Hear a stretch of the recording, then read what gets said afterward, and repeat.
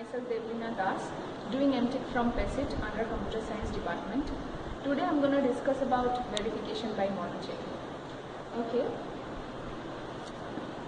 So today I'll discuss about motivation for verification, linear time temporal logic, model checking system tools properties, branching time logic, and last one is CTL star and the expressive power of LTL and CTL. Okay.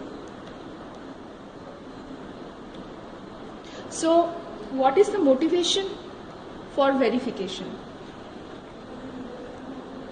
There is a great advantage in being able to verify the correctness of computer systems, whether they are hardware, software, or a combination.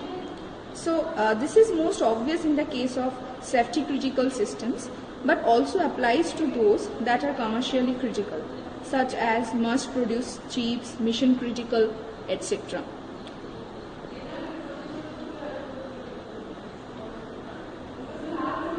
So formal verification methods have quite recently become usable by industry, and there is a growing demand for professionals able to apply them. So today we're going to discuss about two application of logics to the question of verifying the correctness of computer systems or programs. So this slide will tell formal verification techniques can be thought of as comprising three parts. First one is a framework for modeling system, typically a description language for of some sort. Next one is specification language for describing the properties to be verified. Third one is a verification method to establish whether the description of a system satisfied the specification. There are different approaches to verification that can be classified according to the following criteria. First one is proof based versus model based.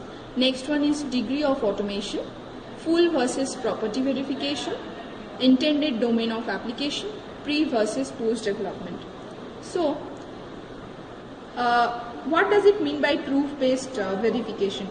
So in proof based approach, the system description is a set of formulas, suppose gamma, and the specification is another formula that is called phi. So the verification method consists of trying to find a proof, that is this thing, and which requires, and this typically requires the guidance and expertise from the user. But in model based approach, the system is represented by a model M for an appropriate logic. The specification is again represented by a formula pi, and the verification method consists of computing whether a model M satisfies phi. That can be written as this thing, and which can be usually automatic for finite models. Next one is degree of automation. Approaches differ on how automatic the method is, really. So the extremes are fully automatic and fully manual. Many of the computer assisted techniques are somewhere in the middle. Okay, next slide. This is full versus property verification. The specification may describe a single property of a system, or it may describe its full behavior. The latter is typically expensive to verify. Okay, next slide. Intended domain of application, which may be hardware or software, we can say sequential or concurrent, or else reactive or terminating, etc. A reactive system is one which reacts to its environment and is not meant to terminate, suppose operating system, embedded systems, and computer hardware. Next one is pre versus post development. Verification is of greater advantage if introduced early in the course of system development, because errors caught earlier in the production cycle are less costly to rectify. So it is alleged that Intel lost millions of dollars by releasing their Pentium chip with the FD4 error. So what is model checking? Model checking is an automatic model based property verification approach. It is intended to be used for concurrent reactive systems and originated as a post-development methodology. Concurrency bugs are among the most difficult to find by testing, since they tend to be non-reproducible or not covered by test cases. So it is well worth having a verification technique that can help one to find them.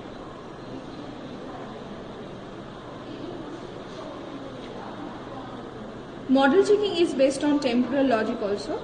The idea of temporal logic is that a formula is not statically true or false in a model, as it is in propositional and predicate logic. Instead, the models of temporal logic contains several states, and a formula can be true in some states and false in others.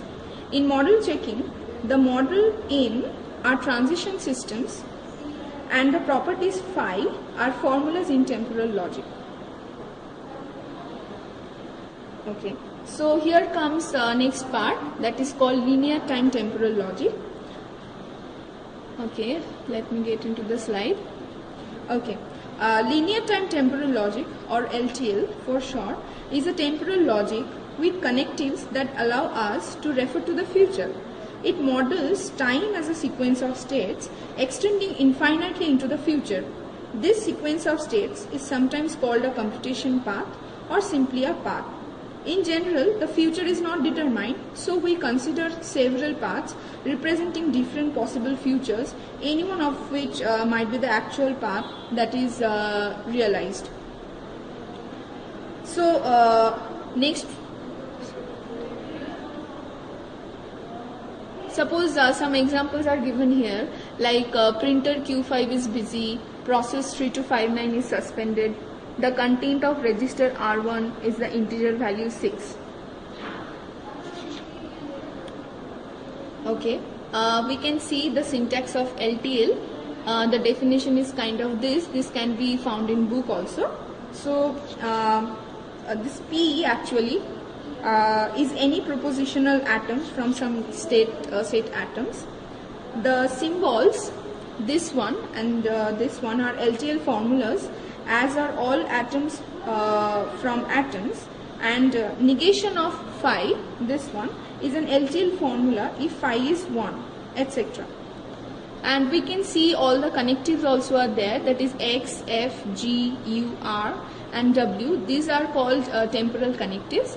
X stands for next state, F is for some future state, G all future states means globally, U means until, and R for release, and W for week until. So this is one convention about parse tree. It says that the unary connectives consisting of negation and the temporal connectives X, F, G, that is next state, then some future state, and for all states globally, bind most tightly. Next in the order come U, R and W, that is until, release and week until. Then comes and or, and after that comes implies. So this figure shows that the parse tree of for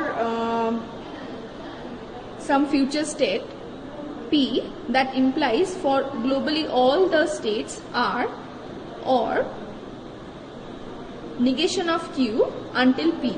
So assuming the binding priorities of this convention. This is another definition which says that subformula of an LTL formula phi is any formula psi whose parse tree is a subtree of phi parse tree.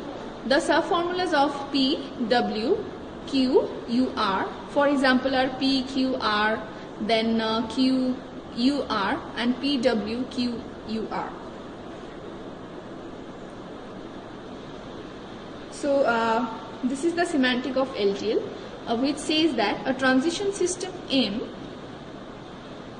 that this thing is a set of states S endowed with a transition relation implies, that is a binary relation on S, such that every S belong to S has some S dash belongs to S, with S implies S dash, and a labeling function L where we can say that S implies to some atoms P.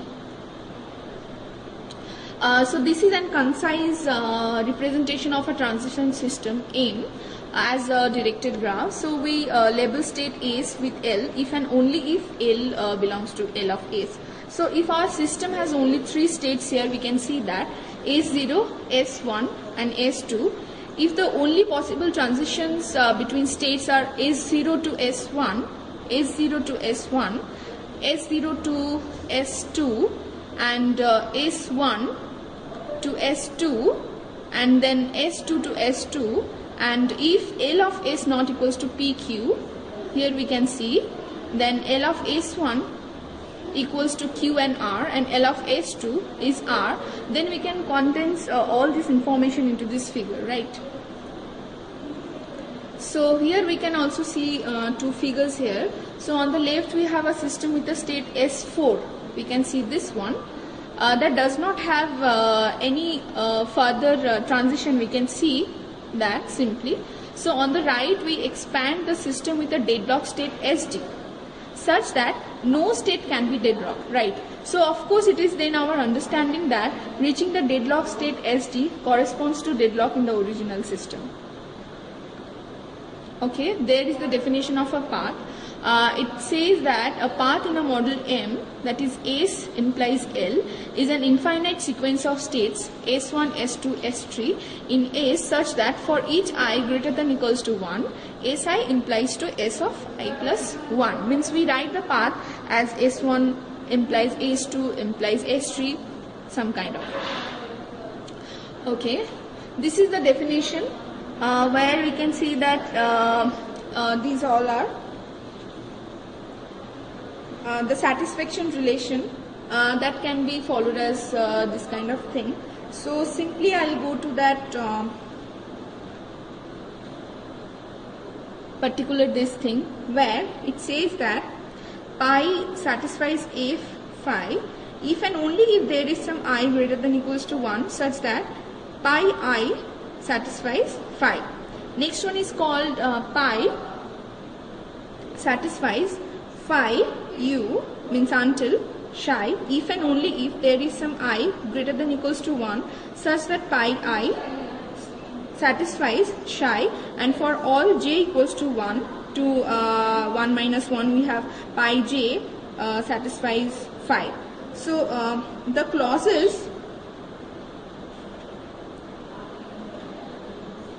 we have seen, the clauses 1 and 2 reflect the facts that that true is always true, right, and that contradiction is always false.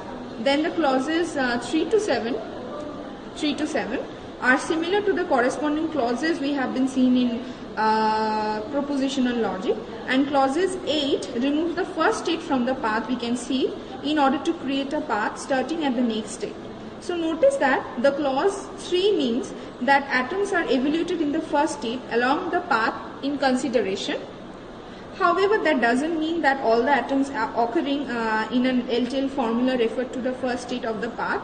If there are in the scope of a temporal connective, for example, like for global state, for globally all the state P that implies to the next state of Q, then the calculation of satisfaction involves taking suffixes of the path in consideration, and the atoms refer to the first state of those suffixes. So let's look now at clauses 11 to 13, means the next slide, okay, which deals with the binary temporal connectives.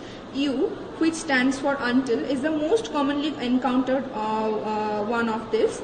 The formula phi 1 U phi 2 holds on a path if it is the case that phi 1 holds continuously until phi 2 holds. Moreover, phi 1 until phi 2 actually demands that phi 2 does hold in some future state. So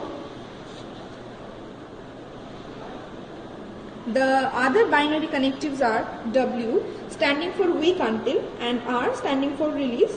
Weak until is just like U, except that phi weak until psi does not require that phi is eventually satisfied along the path in question, which is required by phi until psi. Release R is the dual of U, that is phi release psi is equivalent to that is negation of phi until negation of psi. It is called release because clause 11 determines that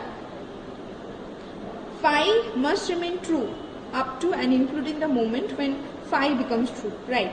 So phi releases psi, that is R and W are actually quite similar. The differences are that they swipe the roles of phi and psi, and the clause for W has an I minus 1 where R has I. Since they are similar, so why do we need the both? So we don't need both because they are interdefinable, as we will see later also. However, it is useful to both have them. R is useful because it is the dual of until, while W is useful because it is a weak form of until. Okay. Here this another definition is there, that is we can say that suppose M equals to S implies L is a model where S belongs to capital S, and phi and LTL formula we write M is satisfies phi if for every execution path pi of M starting at S we have pi satisfies phi.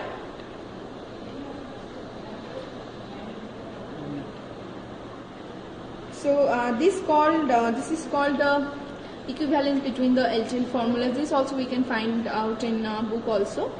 So here we can see like F and G are duals of each other, and X is dual with itself. We can see here. Next is this one. Here U and R are duals of each other. We can see easily. Okay. It is also the case that F distributes over or and G over an, that is this thing. You can simply see that. But F does not distribute over and.